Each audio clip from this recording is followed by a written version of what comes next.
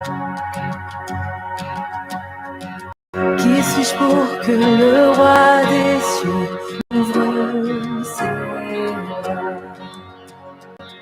Perdu mais trouvé par son amour pour moi, son amour pour moi. Il m'a libéré, m'a détenu. Je suis enfant de Dieu, je suis à lui. Il m'a acheté à la croix grâce à son deuil. J'étais esclave du péché, mais il m'a sauvé. Jésus m'a sauvé. Il m'a libéré, m'a déterminé. Je suis enfant de Dieu, je suis à lui. Et dans sa maison, j'ai trouvé ma place. Je suis enfant de Dieu, je suis à lui. Je suis choisi et affranchi. En toi, je sais qui je suis. Tu es pour moi, pas contre moi. En toi, je sais qui je suis.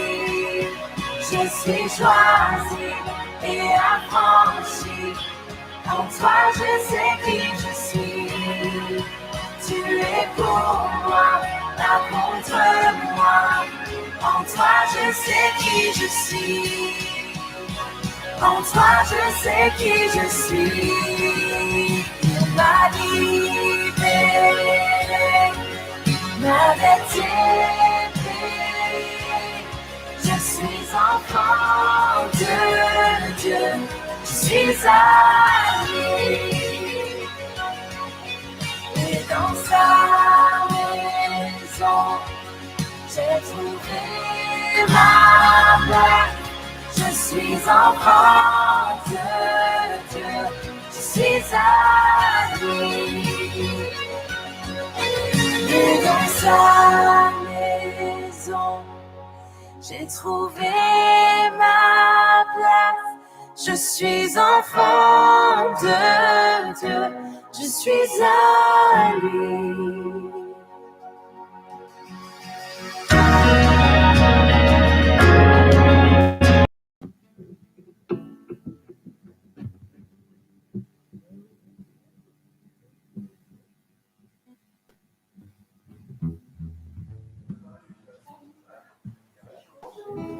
Ouais. Bonjour. Bonjour à chacune et à chacun. Bienvenue en ce dimanche 26 juillet. Que vous soyez présents ici dans la salle à Fribourg, que vous soyez chez vous derrière votre écran ou en différé. Nous vous souhaitons une bienvenue au nom du Seigneur Jésus-Christ. Ce matin, nous allons passer encore ce temps à nous réjouir dans la communion fraternelle, en louant Dieu, en écoutant sa parole, que ce soit pour les grands ou que ce soit pour les plus petits. Il y aura une lecture d'un psaume, après quoi je prierai, puis je passerai la voix au groupe de louanges. Il y aura une vidéo pour les enfants, et puis les enfants pourront sortir avec Daniel autour de la maison pour profiter et du soleil, et de jeux, et d'un enseignement pour leur âge. Puis Philippe nous apportera une prédication sur le psaume 30. Après quoi, la partie sur YouTube se terminera. Et ici, nous continuerons encore quelques instants avec la scène et quelques annonces locales. Voilà, nous allons commencer cette rencontre. Et j'aimerais faire lecture du psaume 130. Le psaume 130 fait partie de ces psaumes intitulés parfois psaume des degrés, psaume des montées. Je fais lecture à partir du premier verset. Du fond de l'abîme, je t'invoque, ô Éternel. Seigneur, écoute ma voix, que tes oreilles soient attentives à la voix de mes supplications. Si tu gardais le souvenir des iniquités éternelles, Seigneur, qui pourraient subsister, mais le pardon se trouve auprès de toi afin qu'on te craigne.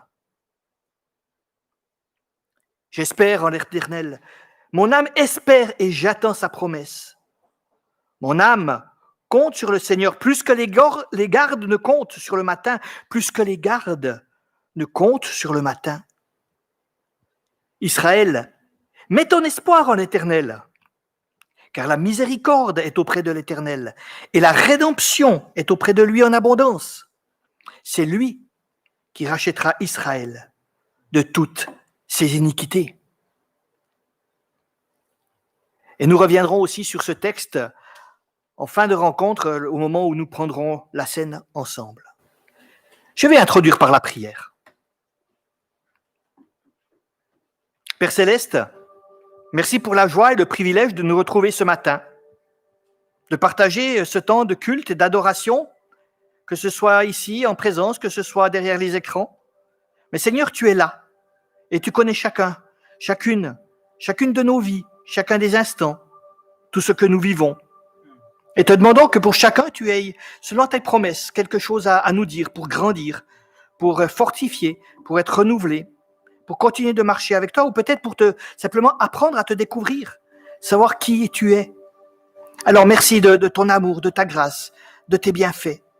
Et comme nous l'avons lu, de ta rédemption et de ton rachat. Que toute la gloire te revienne en Jésus-Christ. Amen. Et donc, nous allons continuer par la louange. Et donc, juste une remarque concernant la situation que nous vivons.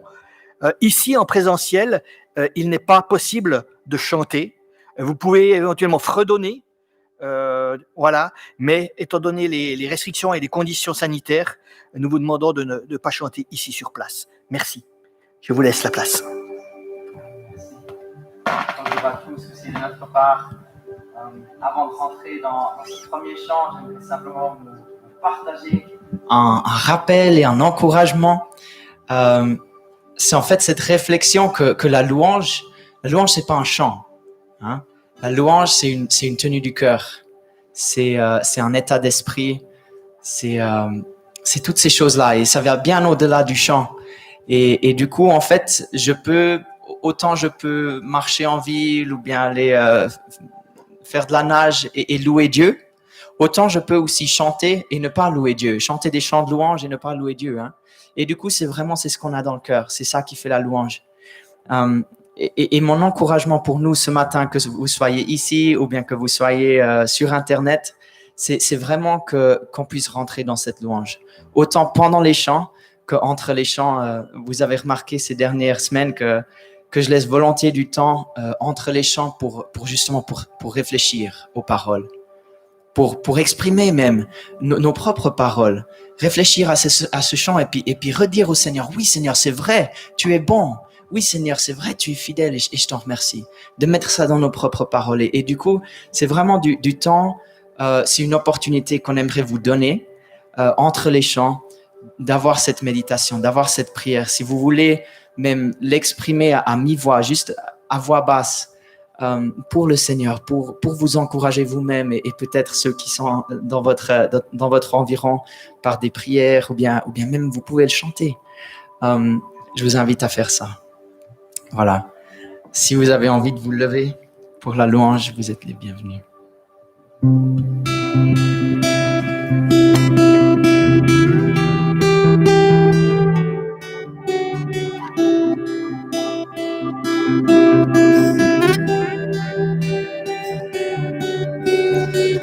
Dieu créateur, là au départ, bien avant le début des temps.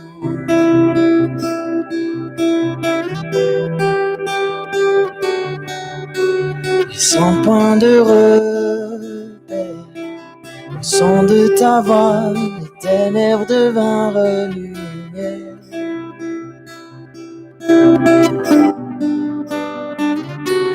quand tu pars sur 1000 heures de galaxies voient le jour. Et les planètes sont façonnées par ton souffle.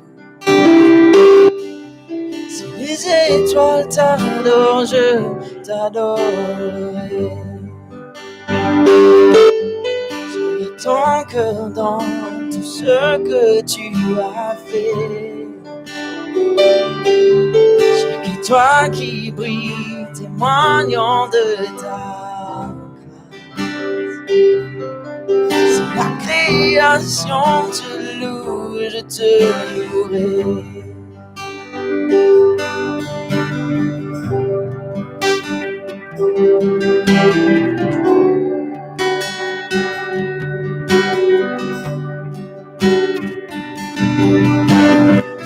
Dieu de promesses, ta parole est vraie, aucun mot n'est vide ou futile.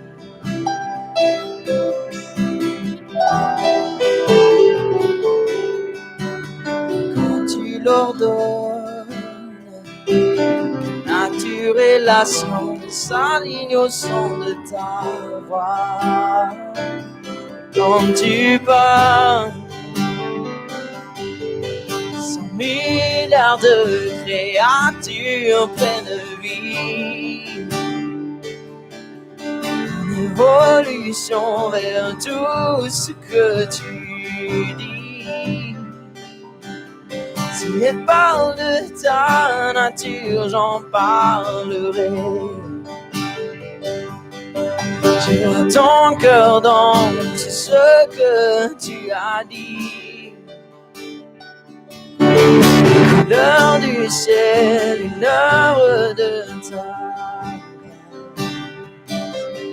grâce. C'est la création, te suis, je te suivrai. Je te suivrai.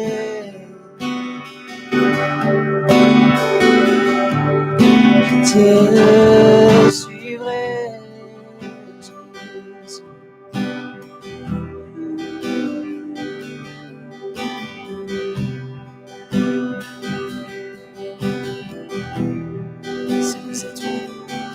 Si les étoiles t'adorent, je t'adorerai.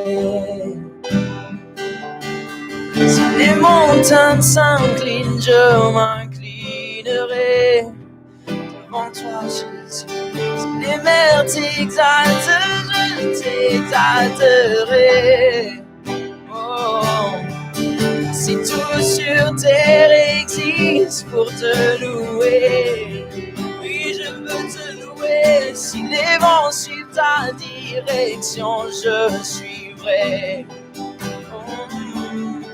Si les pierres silencieuses chantent, je chanterai.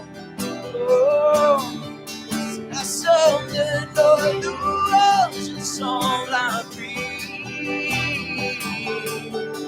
alors nous chanterons encore et encore.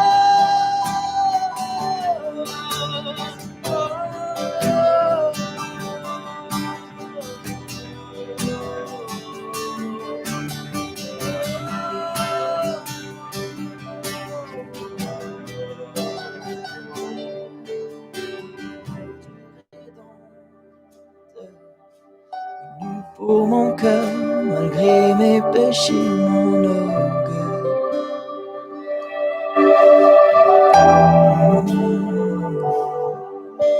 Et sur cette colline, la lumière du monde est laissée dans l'obscurité.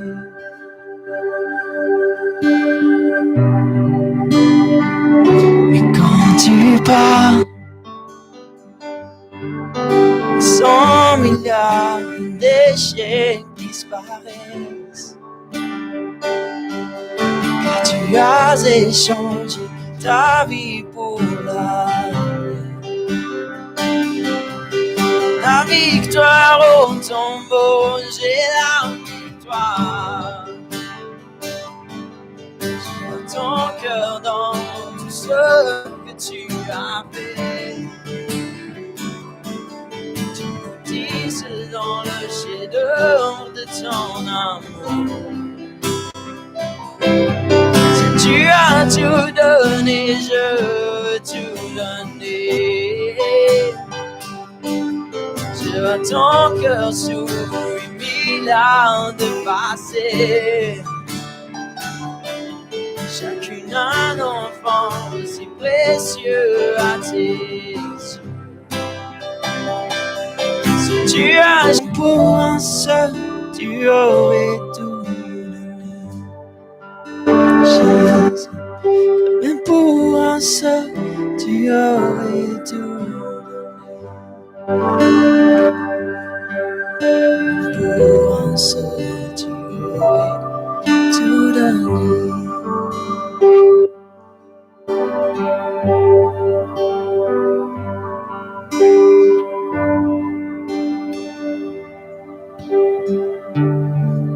Merci Seigneur.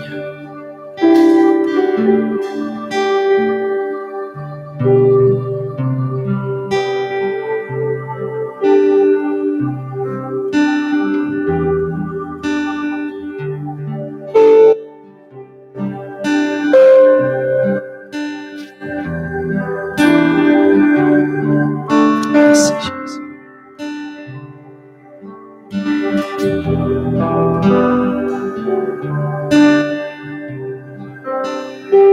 Seigneur, tu as rien retenu de nous. Tu as tout donné. Jésus, comment ne pas te louer? Comment ne pas te louer devant ce cadeau? Devant qui tu es? Devant ta gloire, Seigneur.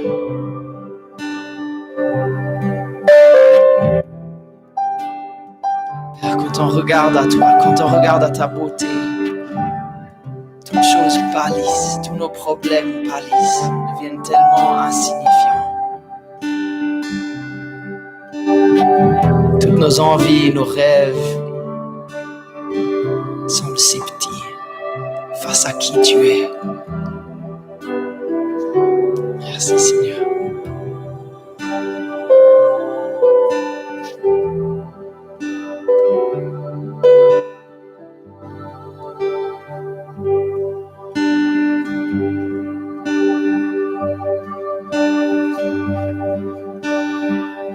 L'éternel règne, il est majestueux.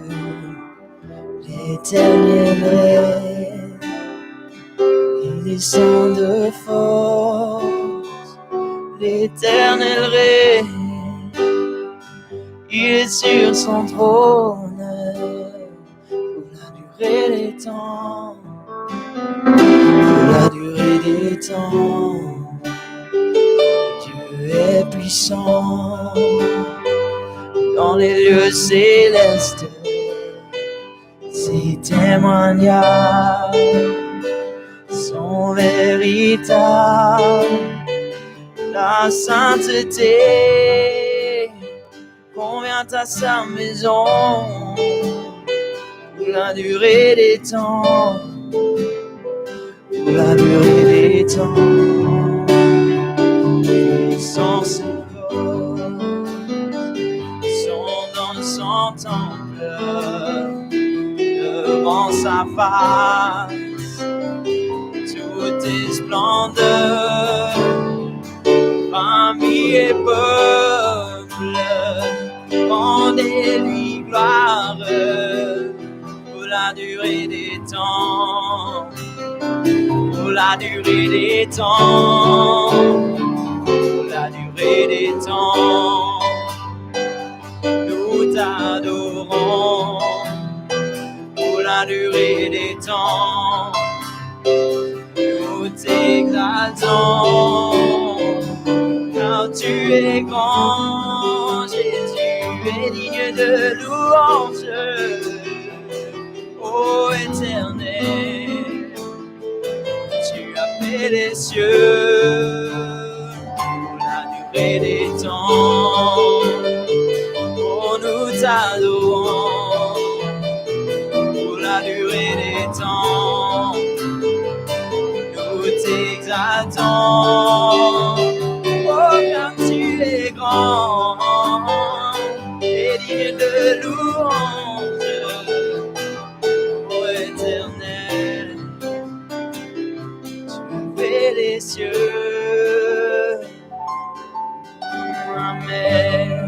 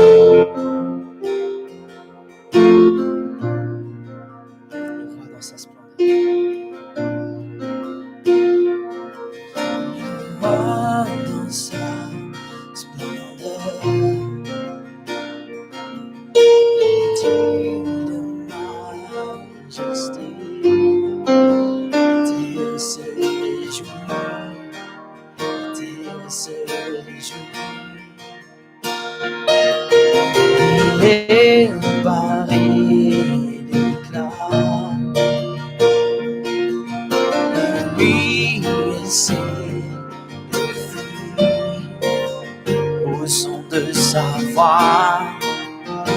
son de sa voix, oh Dieu, tu es grand. Nous chantons, oh Dieu, tu es grand. Tous verront, oh Dieu, Dieu, tu es grand.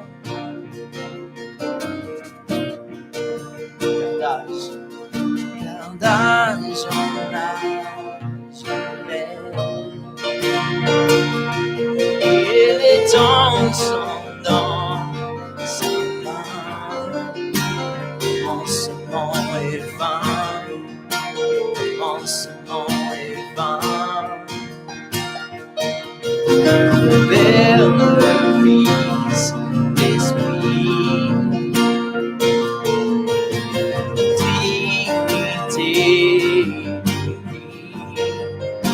le lion et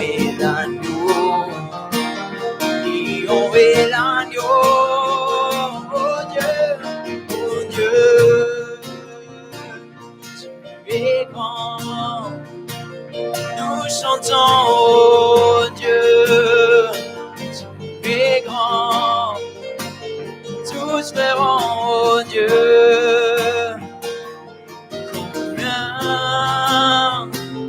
tu es grand. Chantons, oh Dieu,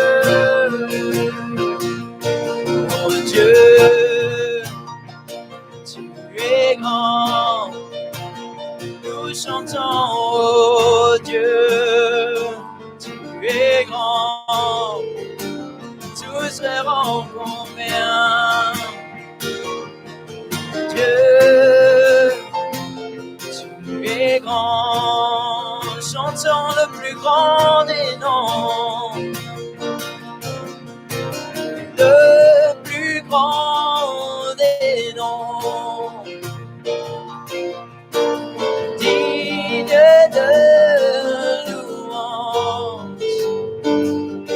Oui, mon cœur s'écrie, oh Dieu,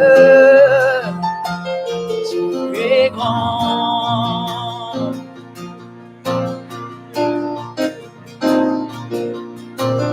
Le plus grand des noms, tu es si digne de louange. Chaque jour mon cœur s'écrie combien tu es grand, Jésus. Dieu, tu es grand. Nous chantons, oh Dieu, tu es grand. Tous verront, oh Dieu, combien tu es grand.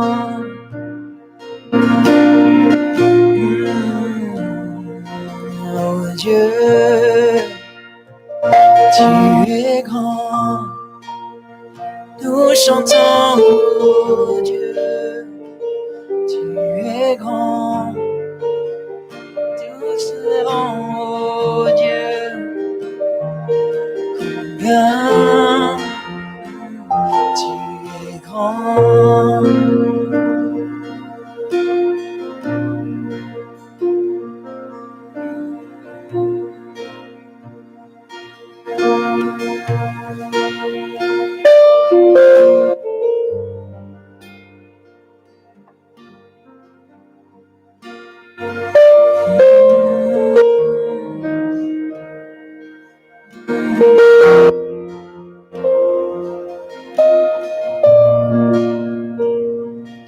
Chaque jour, Jésus, tu es digne de mes louanges, pas juste le dimanche,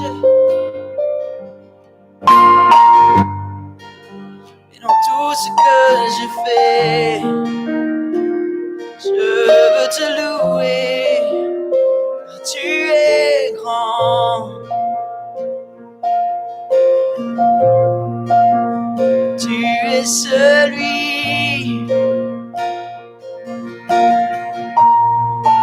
qui a tout donné.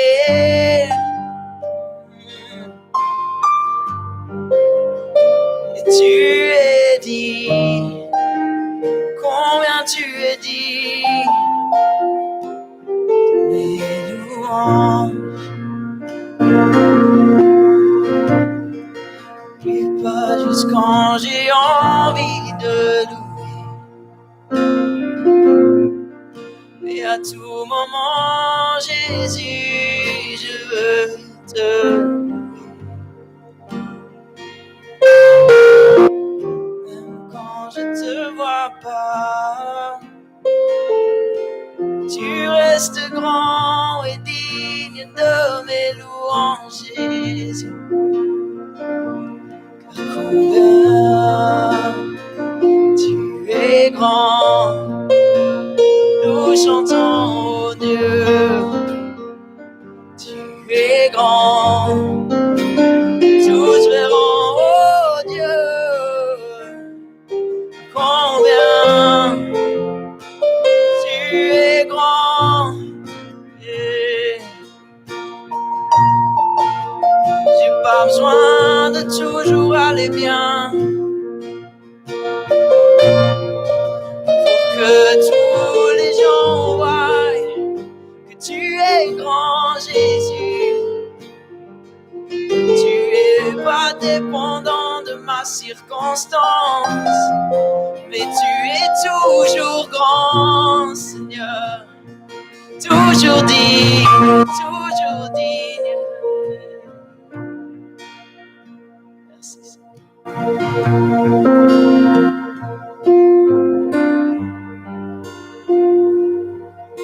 Tu es toujours grand.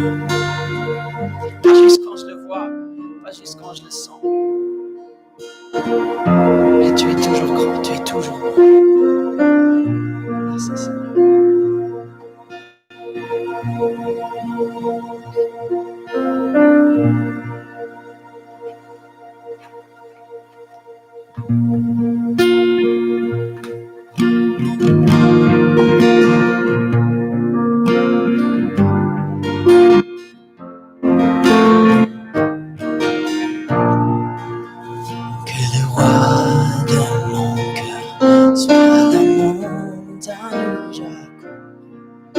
Source où je vais boire, oh, il est mon chant. Que le roi de mon cœur soit l'ombre où je me cache. chanson pour ma vie. Oh, il est mon chant, car tu es grand.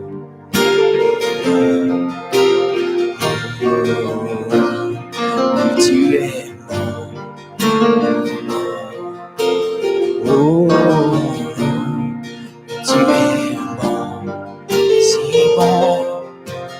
Oh, tu es bon.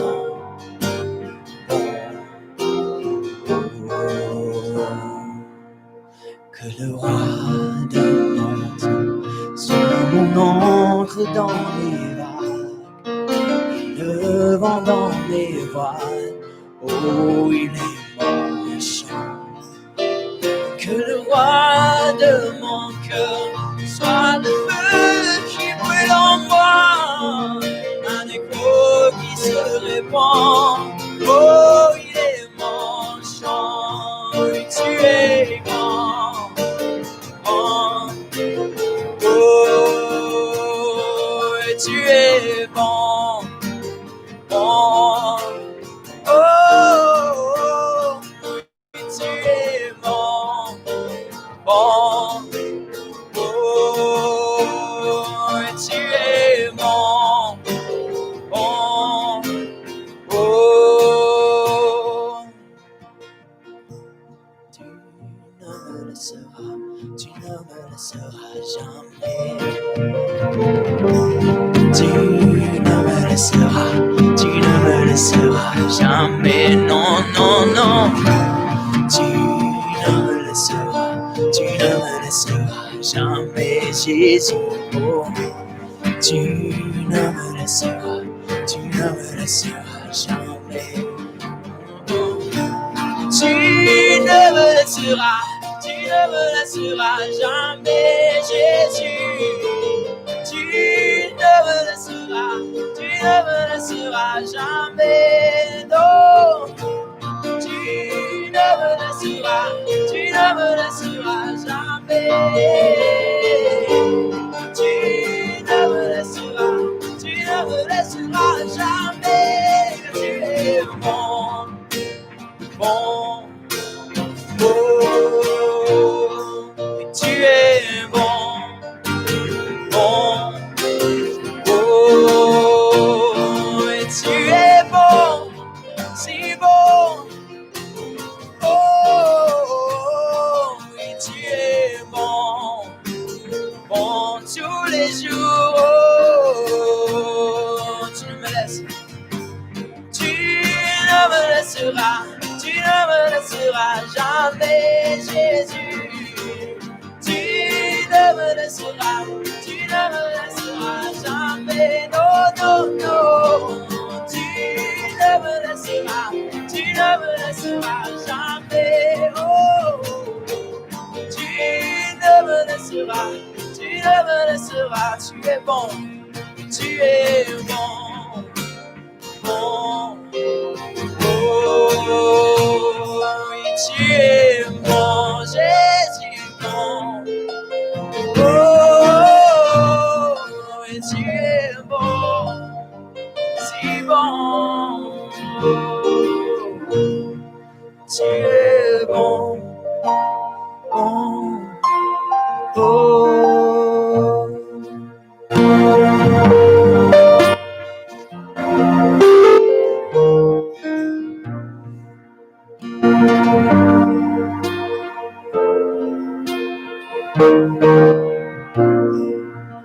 Et quand la nuit s'attend et me tient, Dieu est mon soutien. Et quand la nuit s'attend et me retient, Dieu est mon soutien.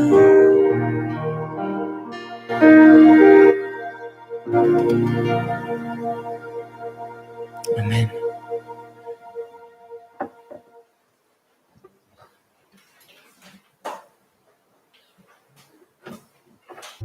Si vous avez côtoyé des chrétiens, vous avez certainement entendu l'expression « avoir une relation personnelle avec Dieu ». Dans la Bible, ce concept pourrait revêtir plusieurs sens, notamment celui d'avoir Dieu comme ami, comme père ou encore comme enseignant. Il y a un sens spécifique que la Bible attribue à ce type de relation assez répandue dans les Écritures, mais dont curieusement, on ne parle pas tant que ça. C'est l'idée d'un partenariat avec Dieu. Un partenariat comme le fait de travailler avec quelqu'un pour atteindre un but commun? Tout à fait. C'est exactement ce dont il est question dans les premières pages de la Bible. Dieu crée ce monde magnifique qui renferme un potentiel énorme. Puis il établit ses créatures uniques, les humains, comme ses partenaires, pour qu'ils continuent d'exploiter tout ce potentiel pour en ressortir des œuvres tout aussi magnifiques. Mais le fait est que les humains ne veulent pas œuvrer en partenariat avec Dieu. Ils se rebellent et essaient de créer un monde comme bon leur semble. Le partenariat ainsi brisé est l'explication que la Bible donne au fait que nous nous retrouvons piégés dans un monde rempli de corruption, d'injustice et de cette tragédie qu'est la mort. Ce n'est pas comme si seulement une ou deux personnes avaient renoncé à cette relation. Le récit biblique dans son ensemble montre que tout le monde a rejeté le partenariat avec Dieu. Alors, ce que Dieu fait, c'est qu'il choisit un petit groupe de personnes avec qui il conclut un nouveau partenariat appelé une alliance. Dans une alliance, Dieu fait des promesses et en retour demande à son partenaire d'honorer certains engagements. Le but pour Dieu étant de passer par cette relation d'alliance pour arriver à renouveler son partenariat avec tout le monde. L'Ancien Testament relève que Dieu a initié une relation d'alliance à 4 reprises. D'abord avec Noé, puis avec Abraham, ensuite avec le peuple d'Israël et enfin avec le roi David. Et c'est à travers elle que Dieu suscite une famille d'alliances que tout le monde est invité à intégrer. Voyons maintenant comment ça marche. La première alliance est conclue avec Noé. Dans cette histoire, Dieu envoie un déluge dans le seul but de purifier le monde de la corruption engendrée par l'homme. Et les seuls survivants sont Noé et sa famille. Dieu conclut donc une alliance avec Noé en disant « Même en sachant que le cœur de l'homme est disposé au mal dès sa jeunesse, je ne frapperai plus tout ce qui est vivant comme je l'ai fait. » Bien au contraire, la terre demeurera cet espace dédié où nous pourrons collaborer sereinement. Super. Alors, que doit faire Noé? Rien du tout. Et c'est ce qui rend cette toute première alliance particulièrement intéressante, car Dieu promet d'être fidèle tout en étant conscient que l'homme ne le sera pas. Par la suite, Dieu conclut une alliance avec un homme appelé Abraham. Dieu le choisit en promettant de le bénir, de lui donner une famille nombreuse et énormément de terres où ils pourront tous s'épanouir. En retour, Dieu demande à Abraham de lui faire confiance et de former sa famille à faire ce qui est juste et droit. À travers cette alliance, Dieu prévoit en réalité de répandre sa bénédiction sur toutes les familles de la terre par le biais de cette seule famille. Voilà pour ce qui est d'Abraham. L'alliance suivante, Dieu l'a conclue quand la famille d'Abraham s'est agrandie au point de devenir la tribu d'Israël. Cette alliance est scellée avec l'ensemble de la tribu. Et Dieu leur demande de suivre tout un ensemble de lois qui constituaient les principes de vie propres à une communauté en partenariat avec lui. S'ils respectent ces lois, Dieu promet de les bénir et de faire d'eux ses représentants auprès du reste de l'humanité. Tels sont les termes de l'alliance conclue avec Israël, et la dernière alliance est scellée avec le roi David. La tribu d'Israël est devenue cette grande nation dirigée par David. Dieu demande à David et à ses descendants de devenir ses partenaires en conduisant Israël à obéir aux lois, à vivre selon les principes basés sur la justice et la droiture. Dieu promet qu'un jour, un descendant de David émergera pour étendre le règne de paix et de bénédiction de Dieu sur toutes les nations. Et voilà pour les 4 alliances que Dieu conclut. Se vautrent dans l'injustice la plus totale. En conséquence, ils sont chassés de leur terre et se retrouvent contraints à l'exil. La situation semble désespérée. Et pourtant, dans cette même période, les prophètes d'Israël ne cessaient d'annoncer qu'un jour viendrait où Dieu trouverait le moyen de rétablir ses alliances malgré les défaillances d'Israël. Ce qu'il désigne personne de Jésus, car dans cette histoire, il est présenté comme celui qui honore tous les engagements combinés dans ses relations d'alliance. Il fait partie de la famille d'Abraham. Il est le canal par lequel répandre les bénédictions de cette famille sur le monde entier. Il est le seul Israélite qui a été fidèle et capable d'obéir en tout point à la loi. Il est le roi issu de la lignée de David et donc il est à même d'étendre le règne de justice et de paix de Dieu à tous. Plutôt impressionnant pour une seule personne. Absolument. Et ce que tout ça met en lumière est sans doute la plus surprenante déclaration faite sur cet homme. C'est que Jésus n'est pas un homme ordinaire, mais il est Dieu fait homme. Dieu s'est substitué à nous pour endosser ce rôle de partenaire fidèle aux alliances que nous devions assumer, mais avons tous failli à incarner. Ainsi, par le biais de Jésus, Dieu ouvre la voie à quiconque souhaite renouveler son partenariat avec lui. Jésus invite donc les gens à le suivre pour intégrer cette nouvelle famille d'alliance. Et malgré leur défaillance, Jésus s'engage à faire d'eux des partenaires dont la fidélité s'améliorera progressivement. L'histoire de la Bible s'achève sur le tableau d'un monde complètement renouvelé, empreint de bonté et de paix. Avec cette humanité renouvelée qui, en partenariat avec Dieu, répand les bienfaits de sa création, ce qui redéfinit la fin de l'histoire biblique comme un véritable nouveau départ.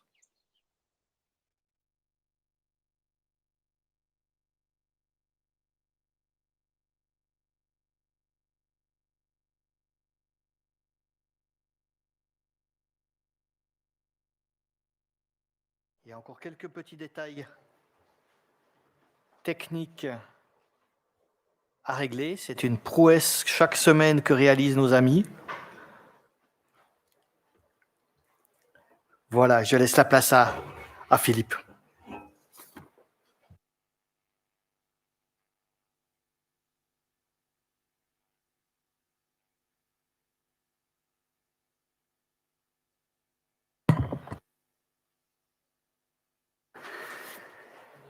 Comme Patrick l'a dit, on va aborder le psaume 30 ensemble ce matin et je vous invite à ouvrir vos Bibles pour que nous puissions le lire.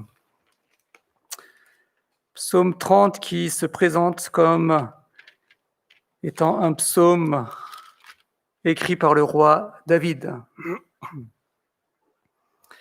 J'aimerais juste encore vous inviter à prier avant.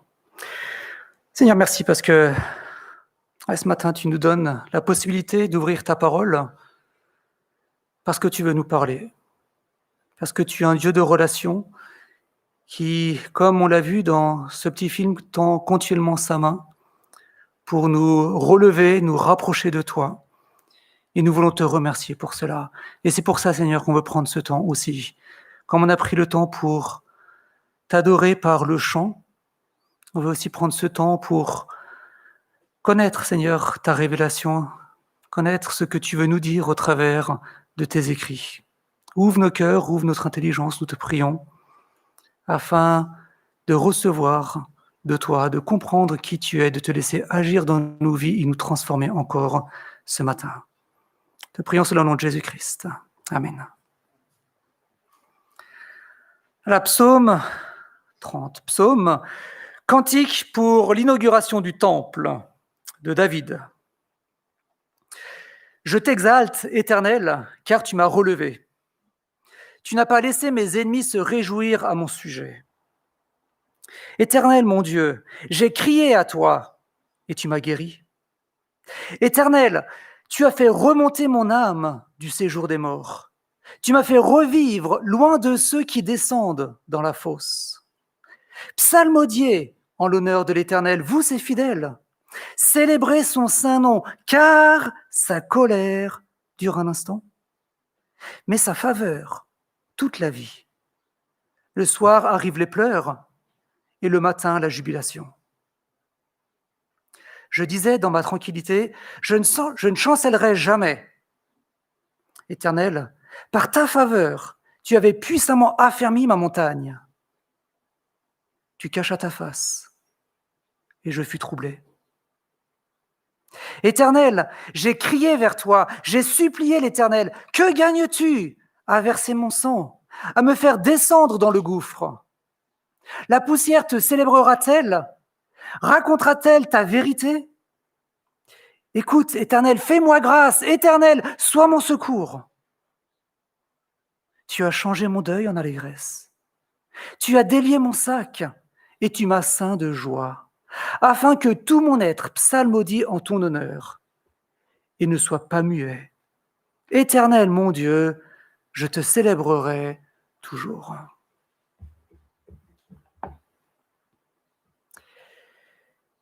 Il y a quelque temps, j'ai lu un livre, ça s'appelle Le Comte de Monte Cristo, un classique d'Alexandre Dumas, que je vous encourage à lire si vous n'avez pas lu, si vous n'avez pas quoi faire pendant ces vacances. C'est une très belle détente. Il est en train de passer d'ailleurs à la télé en ce moment, en film, bien sûr. Et ce qui est intéressant et marquant dans ce livre et dans ce film, en fait, c'est qu'il y a un seul thème qui ressort. C'est toute l'histoire d'une vengeance. Durant toute l'histoire, on voit un homme qui cherche à faire du mal, qui cherche à détruire pour se venger du mal qu'on lui a fait. Et il veut rendre l'appareil, il veut faire souffrir comme lui, il a souffert pendant des années et des années. Il veut apaiser sa colère. Et c'est le thème de ce livre. Thème qu'on retrouve dans beaucoup d'autres livres et qu'on retrouve dans beaucoup d'autres films. Si vous regardez un peu les films qui passent à la télé, qui passent au cinéma, il y a souvent ce thème de la vengeance. Je vais laver mon honneur, qui a été bafoué par différentes personnes. Et si on veut être honnête, pourquoi ça ressort autant dans les livres et pourquoi ça ressort autant dans les films? Parce que ça ressort souvent dans notre vie humaine. C'est que le reflet de ce qui se passe dans nos vies, dans nos cœurs. Il y a cette sorte de réaction viscérale en nous, n'est-ce pas? Quand on nous fait du mal, on dit « Qu'est-ce que je vais faire maintenant pour me venger ?» J'ai souvenir de choses comme ça dans ma tête, à me dire « Qu'est-ce que je vais faire à ma sœur ?» Je ne vais pas vous les raconter, mais elles existent. N'est-ce pas? On cherche à écraser comme on a été écrasé. Et j'en ai râle un peu plus pour être nous au-dessus. Et soit c'est une violence physique, soit c'est une violence verbale. Parfois, c'est un autre type de violence, c'est l'ignorance complète de la personne. On fait comme si elle n'existait plus. Et j'ai rencontré tellement de personnes qui n'ont plus de relation avec leurs parents, ou avec leurs frères ou leurs sœurs. Ils font comme s'ils n'existaient plus, parce qu'ils se sont enfermés dans ce cercle de la vengeance. Et cela entraîne beaucoup de colère ou de tristesse. Et dans ce psaume, David, lui, nous invite à une autre voie, à une autre réaction, pas forcément d'abord en lui, mais d'abord pour lui, et qui va couler alors vers les autres. Et cette autre voie, c'est la voie du pardon qu'il a trouvée auprès de Dieu. Et il nous invite dans ce psaume ensemble à célébrer le pardon pour apprendre à le vivre à notre tour. Et je vous propose de reprendre quelques éléments de ce psaume pour bien le comprendre et tirer ces éléments pour nous. Première observation, comme dit, ce psaume avant tout est une grande invitation à célébrer Dieu. Et vous remarquez que David l'a fait en deux parties. D'abord les versets 2 à 6, puis après les versets 7 à 13, où grosso modo, il nous dit la même chose. J'ai eu un problème, Dieu m'a relevé tel on relève quelqu'un des morts, en parlant d'un vocabulaire très fort, très lourd, de deuil, de séjour des morts, de gouffre. Donc c'est quelque chose de très profond. Et il finit, spécialement ce verset 6, cette première partie, à alors célébrons ensemble l'Éternel. À la fin du verset 13, il dit « Moi, je vais le célébrer, mais c'est d'abord parce que moi, je le célèbre, j'aimerais que vous veniez avec moi. J'aimerais que vous aussi, vous partagiez cette joie que j'ai découverte, la joie du pardon. Célébrons notre Dieu ensemble. » Comment ? Ça veut dire quoi, louer ? Damien nous en a déjà parlé, en fait. Effectivement, c'est notre vécu de chaque instant.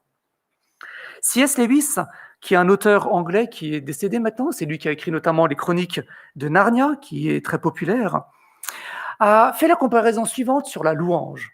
C'est un peu comme des fans qui vont assister à un match de foot et qui sont en train de crier, de faire la fête autour de ce match, et après le match, qui vont raconter « Oh purée, t'as vu Mbappé, cette accélération qu'il a fait avant de tirer au but et marquer le point ». C'est-à-dire qu'on est toujours en train de redire ce qui nous a fait plaisir. On est en train d'exprimer cette joie que les joueurs nous ont procurée. Et bien en fait, cela, ce que les fans de football font, c'est de la louange. Ils sont en train de louer leur équipe. Ils expriment la joie qu'ils ont ressentie, la joie que ces joueurs leur ont procurée. Et C.S. Lewis va jusqu'à dire qu'en fait, la louange, c'est l'expression la plus complète, la consommation de notre joie, de notre plaisir. Et à cause de cela, il affirme qu'on est tous, quelque part, des louangeurs, si vous me permettez ce mot qui, je ne crois pas, n'existe en français. On est tous des personnes qui louent. Soit on loue notre équipe de foot, soit on loue la Formule 1, ou alors on loue ici Dieu, parce qu'on a trouvé en lui notre joie et notre plaisir. Et c'est l'invitation de David. Regardez la fin du verset 5. « Célébrons son saint nom, car, voilà la raison, car sa colère dure un instant. Mais sa faveur toute la vie. Le soir arrivent les pleurs, et le matin, la jubilation. » David n'est pas en train de nous dire, bon, quand il y a un problème dans la vie, soyons rassurés, après la pluie, le beau temps. Patientons et ça va venir. Non, c'est pas ça qu'il est en train de nous dire. Il est en train de nous dire, voilà qui est notre Dieu. Il est en train de réfléchir sur une des caractéristiques de Dieu et il se focalise dessus parce qu'il l'a vécu, il a vu dans sa vie le pardon de Dieu. Et il s'arrête complètement dessus. La sainteté, il nous dit, de Dieu, c'est son pardon. Dieu est saint, Dieu est différent. Il est complètement à part de tout ce que nous connaissons, de toutes les divinités qui existent et de tous les êtres humains qui existent. Dieu est à part dans ce sens qu'il est un Dieu qui aime pardonner, qui prend plaisir à pardonner. Et David, ici, qui a retrouvé cette source du pardon, nous invite à la redécouvrir pour nous aussi. Et peut-être que aujourd'hui, tu as le cœur lourd, des peines dans ta vie, de la tristesse, une honte, de la culpabilité pour différentes raisons. Et cela t'enferme. Et avec cette invitation à célébrer le pardon, David est en train de nous dire, ne te prive pas du pardon de Dieu. Dieu aime pardonner. Dieu continuellement tend cette main. Ne te prive pas du pardon, mais saisis-le. Parce que Dieu est comme ça.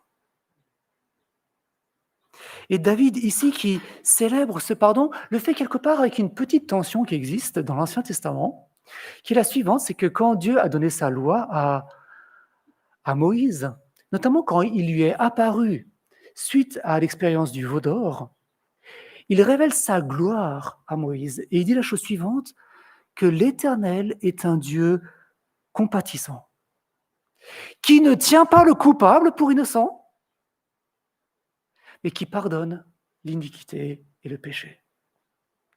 Et on a cette tension. Comment Dieu peut en même temps ne pas tenir le coupable pour innocent parce que Dieu n'est pas injuste, et c'est une bonne chose. Et en même temps, il peut pardonner. On a deux choses ici en tension qui sont irréconciliables, n'est-ce pas? Et pendant un temps, Dieu a donné les sacrifices des animaux pour que la peine, notre culpabilité soit traitée. En tout cas, que nous le comprenions, que ça doit être traité. Mais il y a une chose que David ne savait pas et que nous savons maintenant, c'est que Dieu a réconcilié ces deux choses. Il ne tient pas le coupable pour innocent et il pardonne en Jésus-Christ. À la croix de Jésus-Christ, Dieu a pris la condition humaine pour mourir à la croix à la place des coupables. Et donc, il peut pardonner les coupables parce que la culpabilité du coupable est tombée sur un homme. Un homme a pris la place d'un homme. Un homme est mort à la place d'un homme. Et ainsi, le pardon peut être donné en toute justice. Voilà le prix du pardon que David ne connaissait pas encore, mais que nous connaissons. Alors, avec David, à cause de ce grand prix, ne nous privons pas du pardon que Dieu offre, mais avec lui, à cause, encore une fois, de ce grand prix, célébrons Dieu pour la grandeur de son pardon. Deuxième observation qu'on peut faire, c'est que la détresse de David, ici, est bien grande, et elle est due au péché. Dans la première partie de ce psaume, versets 2 à 6, David met en avant sa détresse, mais c'est surtout dans la deuxième partie, dans les versets 7 à 13, qu'il nous en dit un petit peu plus. Regardez à nouveau le verset 7. « Je disais dans ma tranquillité, je ne chancellerai jamais. Éternel, par ta faveur, tu avais puissamment affermi ma montagne. Tu cachas ta face, et je fus troublé. » David reconnaît ici que toute sa paix, toute sa tranquillité, même toute sa grandeur de son royaume et de son règne, il le devait à Dieu. À tel point qu'il était sûr, je ne chancellerai jamais. Voire peut-être un peu trop sûr. Et nous avons un tournant ici, tu caches à ta face. Et David a compté sur ses propres forces. Je ne chancellerai jamais. Tu caches à ta face. Et il nous parle de péché. Qu'est-ce qu'il a fait? Le texte ne nous le dit pas exactement. David reste sobre. Mais comme il parle de la colère de Dieu face au pardon, il est clair qu'il a commis une faute. Et si David ici ne nous dit rien sur sa faute, le livre de Samuel nous parle notamment de 3 grandes fautes que David a fait dans un temps où il était en paix, tranquille, alors que Dieu avait affermi son règne. Première faute, lors du transport de l'arche de l'Alliance à Jérusalem. David dit, je suis en paix, j'ai pu installer mon règne à Jérusalem que je viens de conquérir, je vais donc maintenant faire monter l'arche de l'Éternel, je lui dresser une tente pour qu'on puisse le célébrer dans ma nouvelle capitale. Et il met toute une fanfare en route, il rassemble l'élite d'Israël et il fait mettre l'arche sur un char. Il s'y prend à sa propre manière pour honorer Dieu. Et il veut honorer Dieu, mais à sa propre manière. Il avait oublié de se renseigner auprès de Dieu, se renseigner auprès des sacrificateurs, comment Dieu veut être honoré, comment Dieu veut que son arche soit transportée. C'était que sur les épaules des sacrificateurs. Pardon. David a voulu honorer Dieu de sa propre manière. Et il y a eu un mort. On n'honore pas Dieu comme nous on veut, on honore Dieu comme lui, il veut. Deuxième faute de David, c'est avec Bathsheba. David, au lieu de conduire ses troupes dans une bataille, il reste en arrière. Et comme tout roi de son époque, il voit une jolie femme, il la prend, il se sert. Sauf que c'est la femme de quelqu'un d'autre. Alors pour cacher sa faute, il s'arrange, il va corrompre son général, il va corrompre son armée pour au final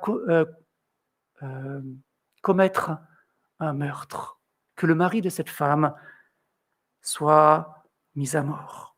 David avait les faveurs de Dieu. Il conduisait toutes choses pour que David gagne et que son peuple soit en paix. On a beau avoir les faveurs de Dieu, cela ne nous met pas au-dessus de la volonté de Dieu. Il y a eu un mort et la corruption du peuple. Troisième faute, David, encore une fois, comme tout roi de son époque, veut connaître le nombre de ses soldats. C'est clair, s'il y a une bataille à mener, il faut savoir sur quelle puissance de frappe je peux compter, n'est-ce pas?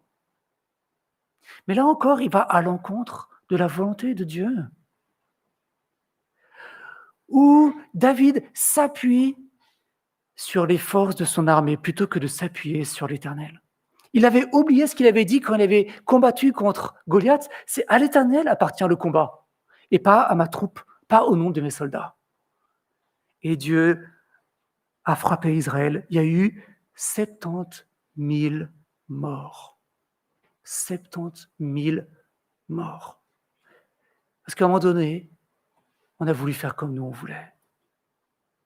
Et ces 3 récits, et on ne sait pas si David pense précisément à l'un de ceux-là, ces 3 récits mettent en avant la chose suivante. L'orgueil précède la chute. Et aucun de nous n'est à l'abri de cela. Aucun. Est-ce qu'on peut être confronté à l'orgueil de vouloir honorer Dieu selon nous et non selon Dieu? Oui, je crois que tous les jours, on est confronté à cela. Un exemple, je reprends ce que Damien a dit, on peut chanter sans louer Dieu, n'est-ce pas? C'est tellement facile parce que c'est la musique qui nous plaît. Et qu'en plus, quand la musique est bonne, forcément, on va louer. En tout cas, on va chanter. Mais pas forcément louer. Et on préfère chanter plutôt que d'obéir à un commandement que Dieu nous donne pour le louer, qui est « Tu aimeras ton prochain comme toi-même ». C'est tellement plus simple de chanter et en même temps un petit peu de calomnier, de murmurer, de critiquer, faire toutes ces petites choses-là, plutôt que de louer Dieu comme lui il veut et d'aimer notre prochain comme nous-mêmes. L'orgueil de dépendre de nos forces et non de l'intervention de Dieu, oui, là aussi, on y est confronté. Et il y a ce glissement qui peut venir. Le nombre de fois que c'est tellement facile de préparer un enseignement ou de préparer des arguments pour aider à voir en quoi la foi chrétienne tient la route et logique. Et on se base sur notre manière d'enseigner, sur l'argumentation qu'on développe, plutôt que de prendre du temps à prier que Dieu ouvre les cœurs. On dépend de notre technique et non pas de l'œuvre de Dieu. Ou cet orgueil de penser qu'on gère, qu'on maîtrise, comme avec David, avec le nombre de ses bonhommes. Et combien de personnes, en pensant qu'ils géraient, qu'ils maîtrisaient, sont tombées dans la pornographie? Je gère le clic. Puis tout d'un coup, ça a glissé. Je gère ma télécommande. Puis tout d'un coup, ça glisse. Et tout d'un coup, ça glisse jusqu'à l'adultère. Et malheureusement, chaque année, si on regarde un petit peu, on peut lire un article comme quoi un pasteur a trompé sa femme. On a glissé petit à petit. On pensait qu'on gérait, qu'on maîtrisait, mais on ne gérait pas. L'orgueil de se croire arrivé. « Je ne chancellerai jamais », disait David. Et on chancelle parce qu'on comptait sur nos forces. Pourtant, David nous invite ici à célébrer le pardon de Dieu. Autrement dit, pour chacune de ces fautes graves que David a commises, il célèbre le pardon de Dieu. Le pardon de Dieu est accessible pour chacune de ces fautes-là. Et si David les rappelle, c'est pour que nous aussi nous puissions y rentrer à notre tour dans ce pardon. Mais surtout aussi pour nous dire, je me suis planté, ne vous plantez pas. J'ai oublié de veiller, veillez vous aussi. Quand vous plantez, ne vous privez pas du pardon. Mais à cause du prix du pardon, veillons. Ne jouons pas avec cela. Ne jouons pas avec le pardon, parce que le prix est tellement grand. Troisième observation, c'est sur l'intercession de David, sa prière, qui est sur la base de la connaissance de Dieu. Et encore une fois, il la développe plus dans cette deuxième partie. Encore une fois, première partie, c'est surtout pour nous mettre l'accent. Venez avec moi célébrer le pardon. Il nous explique le problème, il nous explique son intercession. Et il développe ici sa manière de prier. Regardez les versets 10 et 11. « Que gagnes-tu à verser mon sang, à me faire descendre dans le gouffre? La poussière te célébrera-t-elle? Racontera-t-elle ta vérité ?» Ces paroles sont assez étonnantes, n'est-ce pas? Je ne sais pas si c'est comme ça que vous demandez pardon à Dieu en général. Comme s'il était un peu en train de marchander avec Dieu. Tu me pardonnes et moi je vais te célébrer. Est-ce que Dieu a tellement besoin de notre louange? Est-ce que Dieu est tellement orgueilleux et vaniteux pour cela? Alors c'est clair que plusieurs autres textes dans la Bible nous montrent que ce n'est pas du tout le cas. Alors qu'est-ce que fait David? Il y avait une grande différence pour les croyants de l'Ancienne Alliance que pour les croyants de la Nouvelle Alliance dans laquelle nous sommes actuellement grâce à Jésus-Christ. Et une grande différence notamment face à la mort. Face à la mort aujourd'hui, et c'est ce que Paul exprime, il y a cette joie d'aller directement auprès de Jésus-Christ. C'est pour ça que Paul, dans l'épître aux Philippiens, dit voilà, je ne sais pas ce qui est mieux pour moi, de rester auprès de vous pour vous aider à avancer, vous instruire, ou d'aller auprès de Dieu pour le célébrer.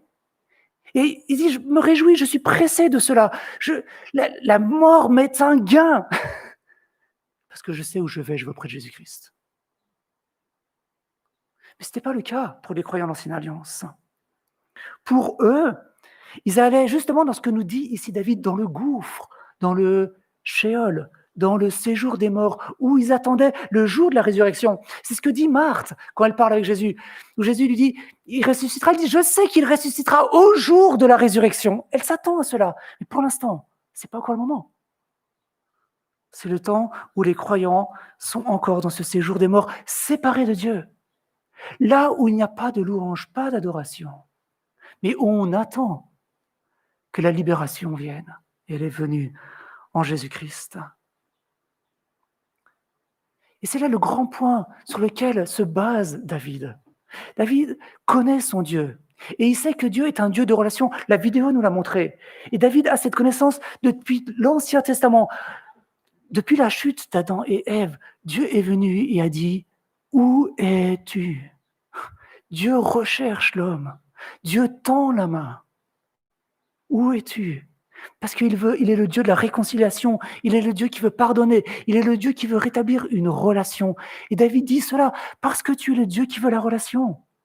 Et cette relation de joie et de plaisir qui va s'exprimer dans ma louange, alors je te prie, pardonne-moi, pour que cette relation puisse continuer, pour que je puisse continuer à contempler ta face et avoir cette joie et ce plaisir en toi seul. Face à son erreur, David, ici, saisit la révélation de Dieu pour prier. C'est pas son imagination, c'est pas son petit plaisir, mais voilà ce que tu dis, alors je m'accroche à cela. Pardonne-moi, je te prie. Et il nous invite aussi ici, dans nos prières, à saisir la révélation de Dieu, à saisir la vérité de Dieu, ne pas la baser sur notre imagination, sur notre sensibilité, mais sur ce que Dieu a dit. Tu as dit. Alors je prie. Quatrième, dernière observation, c'est que c'est un psaume pour se souvenir et instruire. Effectivement, David nous donne l'occasion pour laquelle ce psaume a été écrit. Verset 1, cantique pour l'inauguration du temple. Cantique pour l'inauguration du temple. Littéralement, le temple, c'est la maison. Effectivement, David n'a pas construit le temple. On sait que c'est son fils Salomon. Mais David, la maison, pourrait être son palais qu'il a fait construire à Jérusalem. Ou ça pourrait être aussi cette tente qu'il a dressée justement pour recevoir l'arche de l'Alliance. Mais quoi qu'il en soit, David écrit ce psaume pour un moment officiel, pour un moment où d'autres vont l'entendre. Et en fait, il l'écrit même, et c'est incorporé dans le psautier, donc non seulement ceux qui vont être présents vont l'entendre, mais de génération en génération en génération, jusqu'à maintenant, nous, on va l'entendre. Et on va entendre David nous dire « Je me suis planté lamentablement ». Est-ce que ce serait le souvenir que tu aimerais laisser?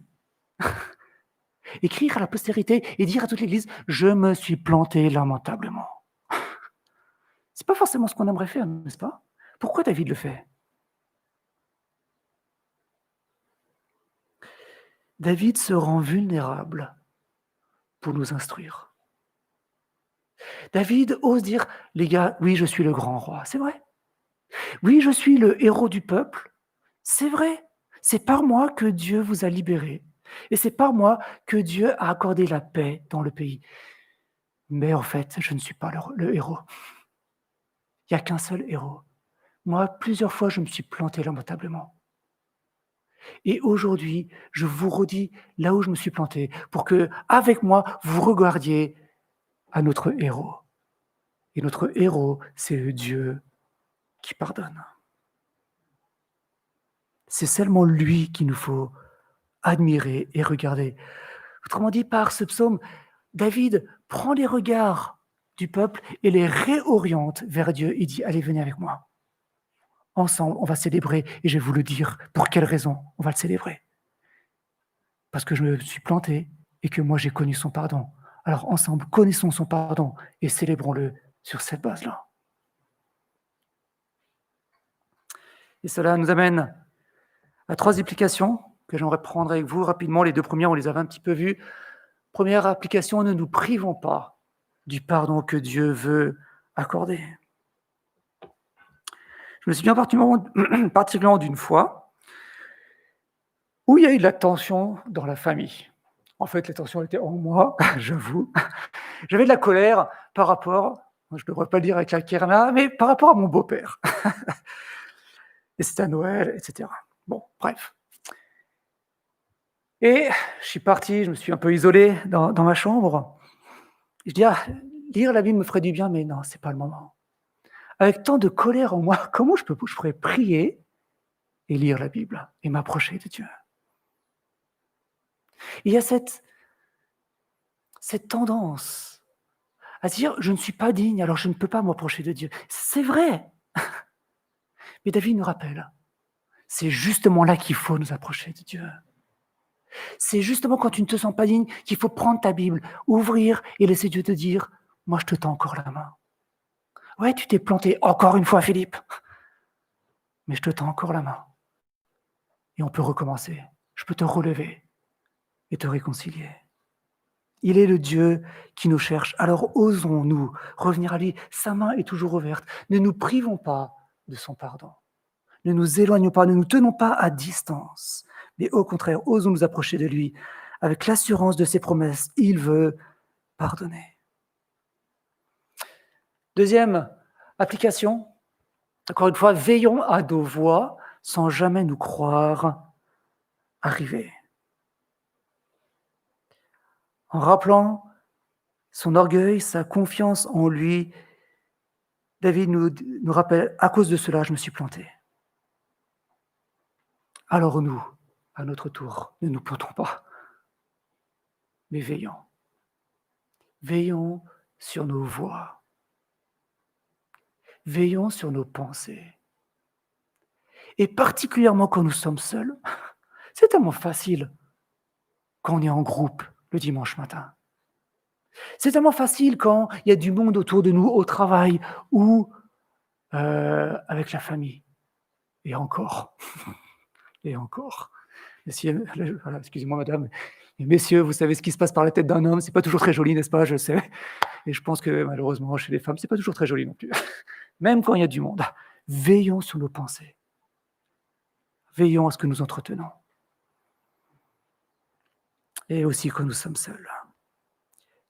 Et là, on doit se fixer sur le prix que Dieu a payé. J'ai lu cette semaine le prophète Sophonie, et ça m'a mis un peu une claque, où on voit toute la colère de Dieu qui est exprimée face au mal de son peuple. Et je dis, ouh là là, on ne joue pas avec Dieu. Veillons sur nos voies. Alors, pas pour nous dire qu'il n'y a pas de pardon, non, non. Il y a le pardon. Mais il n'y a pas d'abus du pardon. On ne méprise pas le pardon. Dieu reste en colère contre le mal. Veillons sur nos voies. Et troisième application, j'aimerais nous proposer, c'est aidons-nous dans notre marche aujourd'hui sur cette terre. Et c'est ce que fait David, en fait, dans ce psaume, n'est-ce pas? En s'ouvrant sur ses fautes, il se met à la portée de tout le peuple. Il dit, je suis comme toi. Je suis exactement le même. Bien souvent, en tant que chrétien, quand on lutte contre un mal, contre un péché, contre quelque chose qui nous détruit, qui va à l'encontre de la volonté de Dieu, on a bien souvent l'impression d'être le seul petit vilain canard. Le vilain petit canard, oui. N'est-ce pas? On a l'impression d'être ce seul-là qui se bat contre cette chose-là. C'était clairement mon cas, jusqu'à une fois que je tombe sur un passage que j'ai déjà pourtant lu plusieurs fois et que je n'avais pas encore compris. Pierre qui nous dit, soyez sobres, veillez, veillez. Votre adversaire, le diable, rôde comme un lion rugissant, cherchant qui dévorer. Résistez-lui ferme en la foi, sachant que les mêmes souffrances sont imposées à vos frères dans le monde. Sachant que les mêmes souffrances sont imposées à vos frères dans le monde, tu n'es pas seul. Tu n'es pas seul à te battre contre les tentations de Satan. Tu n'es pas le seul à subir ses assauts. Mais tous les enfants de Dieu les vivent. Et ça peut être différents assauts, mais tous, on les vit. Tous. On est tous sur le même chemin. Et à cause de cela, on peut tous s'aider les uns les autres. Et c'est ce que nous fait David ici. Il se met à notre portée, il se fait notre grand frère pour nous dire « Viens, j'aimerais t'aider dans ta vie. » Et je ne vais pas me présenter à toi comme étant le roi ou la personne âgée qui a tout réussi. Non, je me suis planté lamentablement. Je vais rester sobre, je ne te dis pas tout exactement, mais je vais te dire je me suis planté lamentablement. Mais voilà ce que j'aimerais te dire, c'est que j'ai trouvé le pardon. Et si moi je l'ai trouvé, toi aussi tu peux le trouver. Et j'aimerais t'aider dans ta difficulté à cheminer ensemble pour que tu gardes tes yeux fixés sur le pardon. Viens, je me mets à côté de toi. Et on avance ensemble. Pendant que tu es en lutte, tout le temps qui va durer ta lutte, 1 mois, 2 ans, 3 ans, je serai là pour t'aider à regarder les yeux fixés sur le Dieu saint, car sa sainteté est son pardon. Et j'aimerais te laisser avec cette question, de qui es-tu le grand frère? De qui pourrais-tu être le grand frère? Que tu aies 70 ans ou 20 ans, de qui es-tu le grand frère? Parce que quelqu'un est en train de se battre. Quelqu'un de plus jeune ou quelqu'un du même âge. Il a besoin de ton aide. Il a besoin de quelqu'un qui se mette à côté de lui et lui dise « Tu sais, je ne suis pas meilleur que toi, mais j'aimerais t'aider et qu'on avance ensemble. J'aimerais t'aider à fixer tes regards sur Dieu parce qu'il aime pardonner. Il veut t'aider à te battre, à avoir la victoire dans ce combat, dans cette tentation-là. » Pour qui pourrais-tu être le grand frère? J'aimerais t'encourager à y réfléchir et à prier. Et avoir le courage d'aller voir peut-être quelqu'un. Ou de lui envoyer un SMS, lui dire, voilà, tu comptes pour moi. Tu as de la valeur. Et je t'aime. C'est vrai qu'on ne se connaît peut-être pas encore beaucoup. Est-ce que tu serais d'accord qu'on prenne du temps pour se connaître d'abord? Et qu'on puisse juste prier ensemble. Peut-être parfois lire un passage ensemble aussi pour s'encourager par qui Dieu est et vivre cela dans notre vie. Peut-être une fois par semaine, toutes les 2 semaines, une fois par mois, à toi de voir selon ton agenda. Et avancer ensemble, être le grand frère. Et peut-être tu es la personne qui a besoin d'un grand frère, que tu aies 20 ans ou 70 ans, n'est-ce pas? Tu as aussi besoin d'un grand frère. Et peut-être d'aller voir quelqu'un pour dire, est-ce que tu aimerais m'aider? Je me bats, je ne peux pas me battre seul. Aucun de nous ne peut se battre seul, n'est-ce pas? Vous savez, ce qui m'a fait une fois du bien, c'est quand un prof à l'IBG, il avait 60, 70 ans, il nous a dit, vous savez les gars, moi aussi je me bats encore contre telle ou telle chose. Je dis, oh. Moi c'était un de mes anciens de mon église à Grenoble, un gars qui était pour moi vraiment le gars mature, chrétien, que j'appréciais, il est décédé beaucoup. Mais le fait qu'il nous dise ça, vous savez, moi je me bats encore contre ça, je l'apprécie encore plus, parce qu'il était honnête. Et moi ça m'a fait dire, lui je peux aller le voir. Et j'aimerais t'encourager, si tu as besoin de quelqu'un, ose dire que tu es vulnérable et ose dire que tu as besoin d'aide. Ça peut faire peur, mais David ici nous rappelle une chose, Dieu ne nous a jamais demandé d'être parfait, dans le sens zéro faute. Il nous a demandé d'être parfait dans le sens de marcher continuellement avec lui. Alors ne faisons pas croire que nous sommes parfaits autour de nous, et surtout pas dans l'Église, mais osons nous rendre vulnérables pour nous aider ensemble à regarder au pardon de Dieu et inviter chacun à le célébrer. Je vous invite à prier.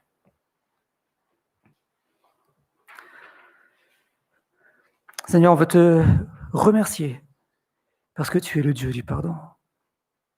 C'est vrai que c'est tellement une denrée rare sur cette terre, une denrée rare entre nous, et nous en avons tellement besoin. Merci parce que ton plaisir, ta puissance est dans le pardon, parce que tu en as payé pleinement le prix en Jésus-Christ crucifié. On veut te dire merci parce que tu as pris au sérieux notre culpabilité. Et merci parce que tu nous as aimés avec force. Alors c'est pour ça, Seigneur, apprends-nous à nous réjouir toujours plus dans ton pardon, à prendre le temps, comme David, à réfléchir là où tu nous as relevés et à te célébrer, à être dans la joie à cause de cela. Mais aussi, Seigneur, à nous aider les uns les autres, parce que tu nous as pardonné, à transmettre et à vivre ce pardon entre nous, autour de nous, et à s'inviter à persévérer sur ce chemin que nous vivons ensemble. Seigneur, aide-nous à être une communauté qui prend soin les uns des autres, en étant vrais et honnêtes, en étant vulnérables, parce qu'avant tout, nous sommes tous des pécheurs, graciés par Jésus-Christ seul. Amen.